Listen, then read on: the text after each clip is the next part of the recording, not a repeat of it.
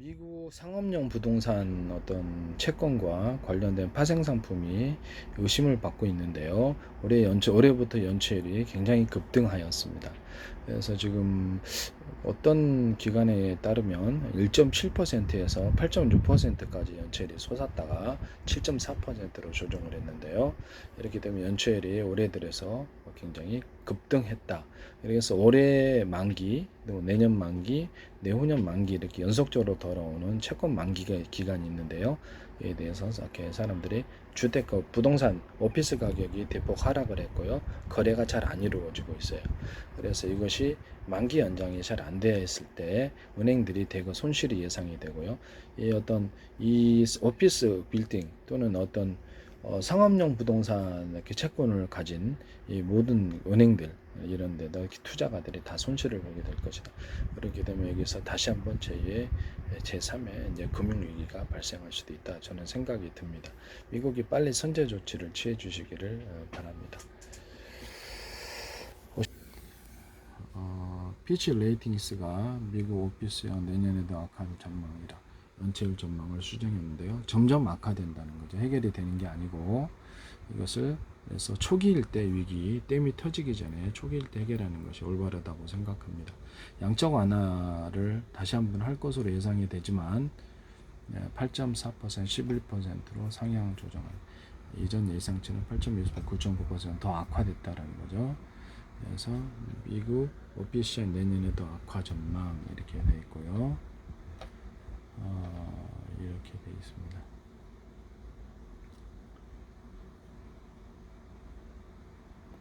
오피스 가격이 떨어지고 있는데요. 벌써 보시면 이게 미국 내일신문에서 나온 건데 4월 3일자입니다. 미국 상업용 부동산 위기지수 매물로 나오는 오피스 가격이 급락하고 있고요. 이게 CRE 공실률, 샌프란시스코 CRE 공실률이 36.3%에 달합니다. 댈러스 포토스 애틀란타 30%, 그다음 시카고 다운타운 28.6%, 실리콘밸리 27.6%, 로스앤젤레스 27.6%, 시애틀 26.9%, 필라델피아 25.3%, 보스턴 23%, 워싱턴 DC 22.6%, 맨하튼 20.0%, 20.1%입니다.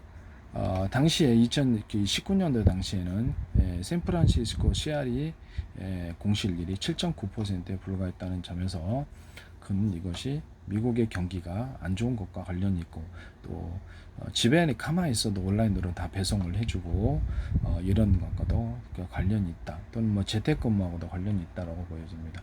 아마 코로나 그 문제로 인해서도 관련이 있다고 저는 생각하고요. 거대 부동산 기업이 브룩필드가 오피스타 담보 11월달 모기지로 채무 불이행 해당 건물들을 쏙쏙 매각하고 있다. 그래서 손실이 많겠죠. 매매 가격은 부채의 절반에도 미치지 못하는 금액으로 매각을 했다. 뭐 대충 이 정도 넘어가고요. 미국 영국 파이낸셜 타임스의 향 3년간 만기 도래 미국 상업용 부동산 대출 2조 달러, 2,700조 원에 달한다라고. 그래서 올해만 9,290억 달러 대출이 몰린 상황.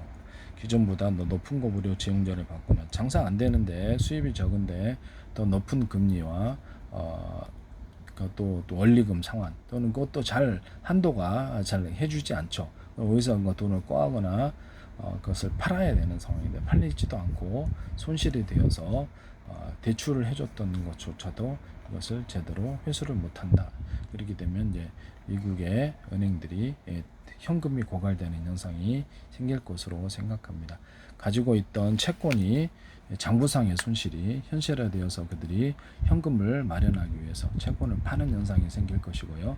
미국 채권 시장이 연쇄적으로 무너지리라고 생각합니다. 향후 3년 만기 도출 가운데 6,700억 달러 정도 잠재를 부실해 소요. 이걸 일단 가지고 있으면 다 모건 스탠리 캐피털 인터내셔널에 따르면 부동산 침체로 미국 상업용 부동산 거래 규모가 51% 급감했다라고 나와 있습니다.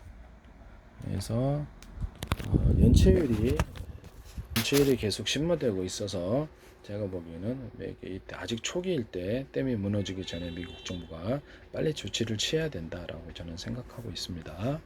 이런 부분을 말씀을 드리고요. 그 예금을 연준의 고민이 이거일 거야. 이제 그 금리를 낮추자니 예금 쪽에서 빠져나가가지고 예금으로 좀 버티고 있던 은행들이 다시 돈을 빌려야 되는 상황이 되어서 더 안 좋은 상황으로 간다는 거죠. 채권을 발행하거나 그렇게 되면은 제3의 금융위기가 또 생긴다는 거죠. 보유하고 있던 채권이 장부상의 손실에서 이제는 그 현금 마련을 위해서 채권을 대다 팔면은 대거 손실이 현실화되는 거에 따라서 현금을 한다 할지라도 결국에는 이게 그 은행 자체에 대한 뱅크론으로 이루어지게 된다면 문제가 커진다. 또는 미국 전체 은행에 대한 부실 그 어떤 뱅크런을 만약에 생긴다면 유럽 쪽으로 돈이 가거나 이런 현상이 일어나서 저는 빨리 조치를 해야 된다고 저는 생각하고 있어요.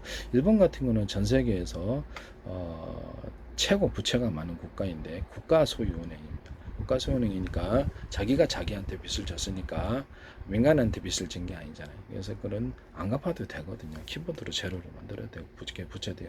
자기 자금 만들려면 얼마든지 만들어요. 네, 다들 그런 얘기는 못하지만 공정하게 관리하기 위해서 안 한다고 하지만 유급할 때는 다 할 수 있는 거거든요. 그래서 국가 망하면 해야죠. 근데 은행 이자율도 내부적인 협약을 통해서 조정하거나 심지어는 안 갚아도 되는 부분이에요. 그래서 이런 부분을 제가 말씀을 드립니다. 네. 미국이 빨리 금리를 낮추어서 상업용 부동산 대출 이런 부분들이 이자를 낮춰주니까 적은 금액으로도 버틸 수 있거든요. 조금만 나가면. 그리고 이제 원리금 상환을 같이 해야 되는 구조에서 이자만 내는 식으로 이렇게 해서 당장 부실을 현실화시키지 않는 그런 방법도 있습니다. 그래서 이런 부분을 말씀을 드리고요. 그것도 금리를 낮춰주는 효과를 가질 수 있어요. 그래서 미국이 채권 시장 전체가 이제 불신을 당하게 되는 현상이 됐을 때 미국 기축통화로서의 또 한 번 금융위기가 생긴다면 댐이 터지고 나서 그 안에서 비로소 한다면 어리석은 일이 아닐 수가 없어요. 그래서 이 달러 기축통화가 흔들리지 않기를 바랍니다. 그래서 어떤 건물의 기초가 흔들린다면 그 건물을 그 기초 위에 세울 수 없는 거죠. 전 세계 기축통화국은 이런 기초와도 같기 때문에 이런 부분을 기초 자체가 이렇게 부실화되거나 불안정하다면 이것이 그 달러 기축통화로서 의심을 받을 수밖에 없어요. 이런 부분을 말씀을 드립니다. 보시면은 미국 오피스 공실률이 기관에 따라서 조금 틀린데 제넛 앨런 미국 재무장관이 상업용 부동산에 대해서 우려하고 있다라고 밝혔고요. 이렇게 아마 그 코로나하고도 직접적인 관련이 있을 것으로 생각합니다. 그래서 우리나라도 그렇거든요.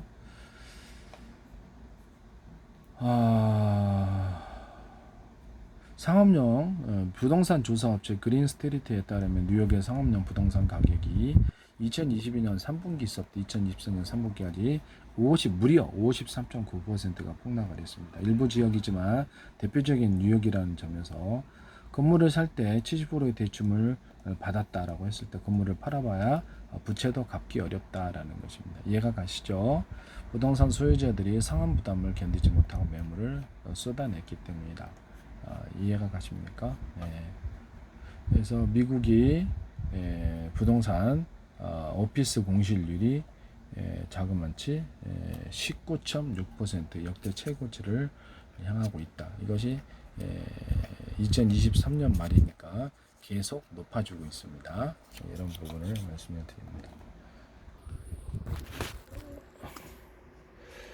그 다음에 미국 상업용 부동산 부실이 지역에 따라서는 굉장히 많은 부실이 이루어졌는데요. 이런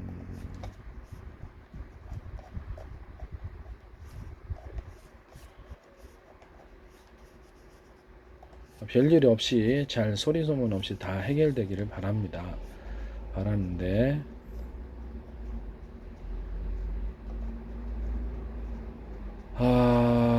미국과 독일과 일본은행이라든지 이런 한국은행도 여기 투자했다 손실을 좀 봤어요. 미국의 지방은행뿐만 아니라서 보유하고 있는 채권이 계속해서 손실이 생긴다면 다시 한번 금융위기를 생각할 수 있습니다. 이런 부분을 말씀을 드립니다. 안전자산으로 어떤 이렇게 잠깐 반짝할 수는 있지만 구조적인 부실을 해결할 수 없다는 점에서 적극적인 조치를 취해 주시기를 바랍니다. 이것을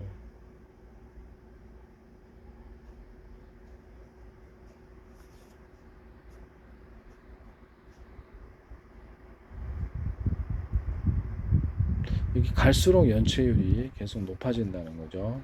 이렇게 그래서 보시면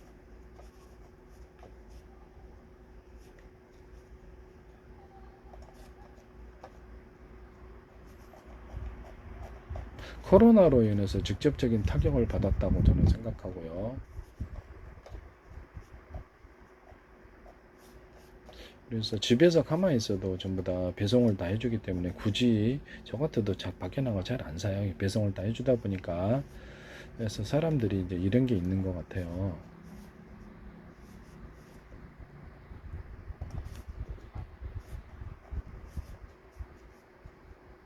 그래서 계속해서 이렇게 공실률이 높아지면 건물 가격이 떨어지게 되고요. 대출이 했던 것이 부실화되고 대출 채권을 가진 은행들이나 투자자들은 대거 손실이 예상됩니다. 그렇게 되면 눈치 빠른 사람들부터 던지기 시작할 때 미국 채권 시장에 큰 혼란이 예상됩니다. 위기를 어떤 과잉으로 해서 제가 과도하게 해서 이렇게 진단하고 싶지는 않고요. 다만 이런 위기가 있다라는 것을 말씀을 드립니다.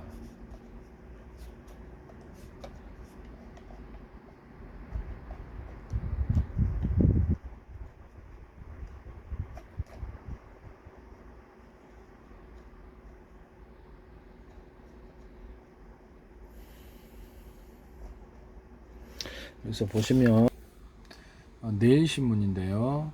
내일 신문 이게 4월 3일자 공실률이 계속 지속되고 있어요. 미국의 문제는 지속되는 그리고 민간 부분의 문제라는 점에서 딱히 이걸 적극적으로 해결하기가 어려워요. 올해 그 영국 부동산 서비스업 세빌스에 따르면 1분기 샌프란시스코 CRE 공실률이 36.3%에 달하고 댈러스 포트워스와 애틀란타가 30% 가까운 공실률, 시카고 다운타운은 28.6%, 실리콘밸리 27.6% 공실률, 로스앤젤레스 27.6%, 시애틀 26.9%, 필라델피아 25.3%, 보스턴 23%, 워싱턴 DC 22.6%, 맨하탄 20.1%. 19년도에 황금기였는데 당시 샌프란시스코 공실률은 7.9%에 불과했습니다. 근 30%가 폭증했죠. 이런 것을 말씀을 드립니다. 미국의 오피스 모기지 연체율도 계속해서 올라가고 있어요.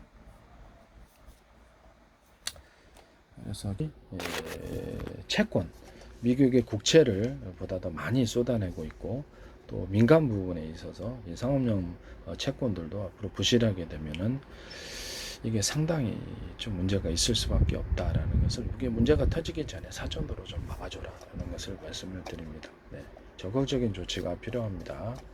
돌아가는 상황을 알아야죠.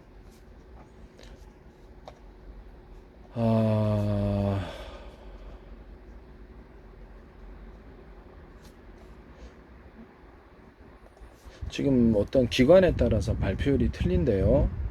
보시면 상업용 부동산 위기 뭐 이렇게 뉴스에서 나오는데 파산 직면한 미국은 이게는 민플러스라는 데인데 해외 부동산 투자한 한국은행도 손실을 당했다고. 미국 오피스 공실률이 19.6%, 2024년 3월 22일째 부실률 6% 넘었고 2025년 만기들의 공용담보대출이 천삼박전. 한국 해외 부동산 펀드 손실도 2조 6천억 원이 넘었다. 미국 소형은행상이 줄파산을 예고하고 있다라고 나오고 있어요. 미국 뉴욕 커뮤니티 반코프 주가가 NI12 연속해서 64% 이상 폭락했습니다. 피치는 신용등급을 낮췄고 무디스는 투자 부적격 정크 등급으로 두 단계로 강등시켰습니다. 이렇게 되면 여기 채권 발행할 때도 크게 그 불이익을 당하죠. 자금 조달에서 문제가 생기게 됩니다. 상업용 부동산 대출에서 큰 손실을 봤는데요. 이렇게 주가가 급락하면서 파산 직전에 몰렸다. 이런 것들도 있어요. 미국의 상업용 부동산은 오피스, 임대형 공중 아파트까지도 포함하고요. 소매, 중상공인 상가, 숙박 또는 산업, 창고 병원으로 구분한다라고 합니다. 이거를 CR이라고 부릅니다. 임대형 공동주택을 아파트라고 하고 한국처럼 등기 소유한 아파트는 콘도라고 한답니다. 이렇게 미국 오피스 공실률이 2023년 해가지고 19.6%로 이건 계속 진행형입니다. 더 많이 이루어지고 있다라는 것. 건물이면 10층 건물에서 두 개 층이 비어 있는 상태다.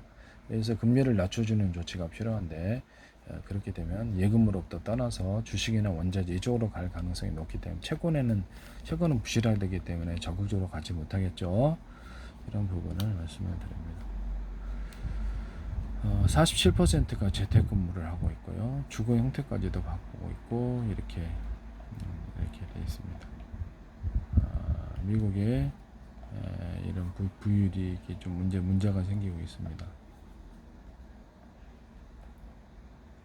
저금리 시대에 2%, 3% 변동금리로 빌렸던 부동산 담보대출 이자가 7%, 8% 이상으로 금리 부담이 커졌고요. 원리금까지 상환한다면 이게 이런 상황에서 미국 상업용 부동산 위기가 소형은행의 줄파산에 의해서 미국에서 제3의 금융위기로 번지는 것이 아닌 우려가 나온다라고 뉴스에서는 얘기하고 있습니다. 앞으로 경기 침체와 걸쳐서 상업용 부동산 담보대출 10%, 20% 채무 불이행이 발생할 경우 미국 은행권 손실은 800억 달러, 1,600억 달러까지 확대될 것으로 보인다. 이렇게 되면 최소 385개 소형은행들이 파산할 것이라는 예측이다. 미국 시중은행은 4,000개 정도입니다. 미국 채권을 소유를 할 수 없는 상황으로 가게 되는 거죠. 일본 아오조라 은행도 미국 상업용 부동산에 투자했다가 적자로 발표되고 주가가 15.5% 하락하고 은행장이 사퇴하였습니다. 유럽 은행들도 미국 상업용 부동산에 6조 달러 이상을 투자했다가 심각한 타격을 받았다. 도이치방크는 이렇게 미국 스위스 3대 은행 율리어스 베어도 이렇게 대출해준 부동산 기업 시그널 그룹이 파산하였다. 이렇게 해서 CEO가 교체되고 해당 부서가 없어졌습니다. 국내 금융사들도 미국 상업용 부동산 투자 여론을 따라 손실을 당하고 있다. 보험사가 56.6%, 은행이 17.9%, 증권사가 14.9% 순으로 되어 있고요. 북미 지역이 61.1%로 가장 높고 유럽이 19.2%, 아시아 땅은 44.0% 이렇게 돼 있는데 7조 원 규모로 해외 부동산 투자 52%로 오피스 투자가 이루어졌는데 나머지는 숙박시설, 주거용 어쩌고저쩌고 이렇게 해서 이렇게 해외 부동산 펀드 규모가 커졌는데 2023년 말 79조 원으로 10년 만에 16배 증가했으나 여기는 이제 문제가 생길 수밖에 없어요. 이것도 대거 손실이 나요. 투자 손실이 큰 이유. 그래서 올해 개인 투자가 포함된 해외 부동산 펀드에 대해서 만기를 연장하거나 주지 않고 있는 현상도 나타나고 있다. 이게 국내 금융기관이 투자한 해외 부동산 투자의 56.4조 원 중에 22.5% 12조 6천억 정도가 올해 말에 만기 도래. 개인 투자가 포함된 해외 부동산 펀드도 16.6조 원 정도가 올해 만기가 돌아옵니다. 그래서 올해 돌아온다는 거죠. 해외 부동산 투자 손실은 이에 2조 4,600억에 대해서나 올 연말을 거치게 되면 손실 규모가 늘어나게 되고 펀드가 돈을 주지 못하는 현상이 생기게 됩니다. 이렇게 되어 있습니다. 네. 공실 리스크가 커지고 있다.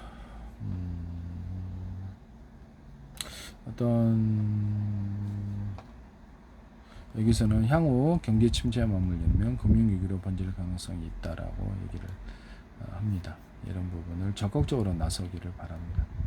그러나 미국 소형은행을 중심으로 줄파산이 이어질 것이라는 것은 분명하다. 그러면 다시 한번 양적 완화를 했을 때 달러 기축통화로서 달러에 대해서 의심을 받게 됩니다.